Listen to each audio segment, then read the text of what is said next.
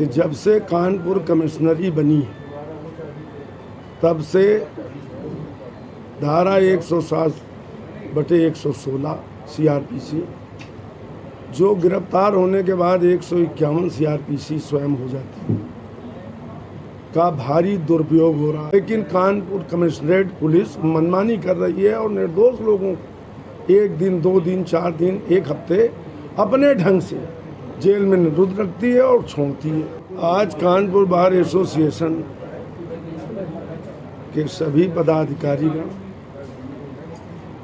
Kanpur police commissioner से इस बात की मांग करने गए थे कि जब से कानपुर कमिश्नरी बनी है तब से धारा 107/116 CRPC जो गिरफ्तार होने के बाद 151 CRPC स्वयं हो जाती है का भारी दुरुपयोग हो रहा है। पूर्व में मजिस्ट्रेटियल पावर थे और कानून ये कहता है कि किसी भी व्यक्ति से अशांति फैलाने की आशंका होने पर अथवा किसी व्यक्ति द्वारा कोई घटना कारित करने की नियत से यदि कोई व्यक्ति दिखाई पड़ता है तो पुलिस उसे धारा 107/116 की कार्रवाई करती है और धारा 151 CRPC में गिरफ्तार करने के उपरांत का विधि में ये व्यवस्था दी गई है कि वह राजपत्रित अधिकारी पीठासीन अधिकारी के समक्ष प्रस्तुत किया जाए।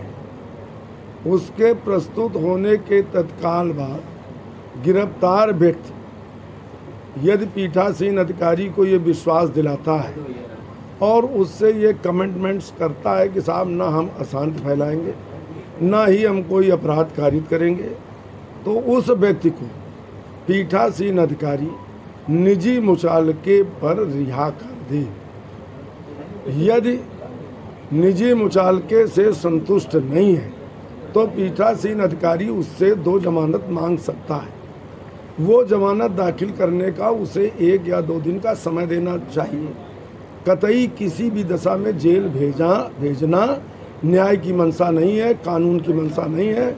लेकिन कानपुर कमिश्नरेट पुलिस मनमानी कर रही है और निर्दोष लोगों को 1 दिन 2 दिन 4 दिन 1 हफ्ते अपने ढंग से जेल में निरुद्ध रखती है और छोड़ती है। जनता को इससे कितनी राहत मिलेगी? देखिए, जनता को बहुत राहत मिलेगी। आप सबको मालूम है कि 151 इनके लिए वैसे ही धारा है जैसे पान खाना। कोई 2 लोग खड़े हों ये 151 बंद कर देते, कहीं पे जरा भी वाद विवाद बातचीत भी जोर से हो रही हो ये 151 बंद करते हैं।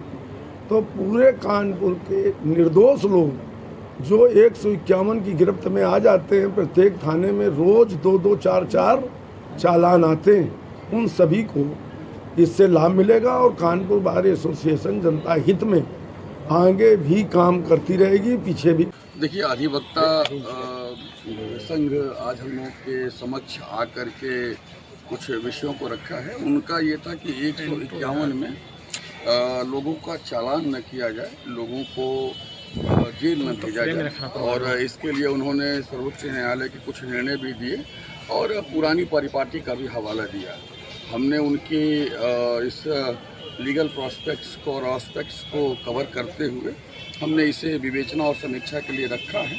चूँकि सम्मानित न्यायालय इसे भेजता है और हालांकि प्रशासनिक तौर से पुलिस आयुक्त प्रणाली में पुलिस आयुक्त महोदय इसके मुखिया हैं, लेकिन न्यायालय का कार्य अलग होता है। हम माननीय न्यायाधीशों से जो कि न्यायालय में बैठते हैं उनके समक्ष इस विषय को रखेंगे और इसमें गुणदोष के आधार पर जो कुछ भी सामने दिखता है, जो कि सर्वोच्च न्यायालय के समय समय पर निर्णय रहे हैं, जो कि 151 धारा की आत्मा रही है, जो कि शहर की आवश्यकता है, जो कि इसका स्पिरिट है और जो कि इसमें होना चाहिए, उसके हिसाब से भविष्य में हम कार्रवाई करेंगे।